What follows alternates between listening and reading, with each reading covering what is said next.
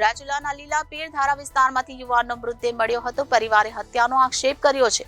નિર્વસ્ત્ર હાલતમાં મૃત હાલતમાં મળી આવતા પરિવાર દ્વારા તેની હત્યા થઈ હોવાની આશંકા વ્યક્ત કરાઈ છે.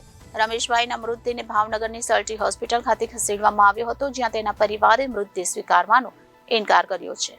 અમરેલી જિલ્લાના રાજુલાના લીલાપીર ધારા વિસ્તારમાં રહેતા રમેશભાઈ વેગડ નામના 35 વર્ષીય વ્યક્તિનો મૃતદેહ મળી આવ્યો હતો, જેથી ચકચાર મચી જવા પામી હતી.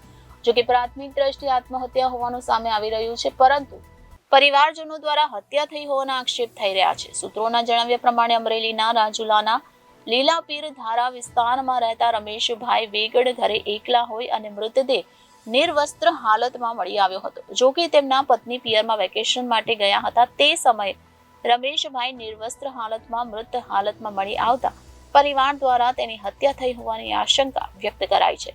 રમેશભાઈના મૃતદેહને ભાવનગરની સલટી હોસ્પિટલ ખાતે ખસેડવામાં આવ્યો હતો, જ્યાં તેના પરિવારે મૃતદેહ સ્વીકારવાનો ઇનકાર કર્યો હતો. મારું નામ ભાવેશભાઈ ભોળાભાઈ વેગડ. કયા ગામના છો? શું કરતા? અમે રહી છીએ રાજુલા લીલાપીર ધારે અને હાલમાં સુરત હતા. અને સવારમાં અમને જાણ મળતા એમ થયું કે ભાઈને આ રીતના બનાવ બન્યો છે. તો અમે ત્યાંથી સવારમાં ત્યાં નીકળી ગયા હતા. 4 વાગે અહીંયા પહોંચ્યા હતા ભાવનગર.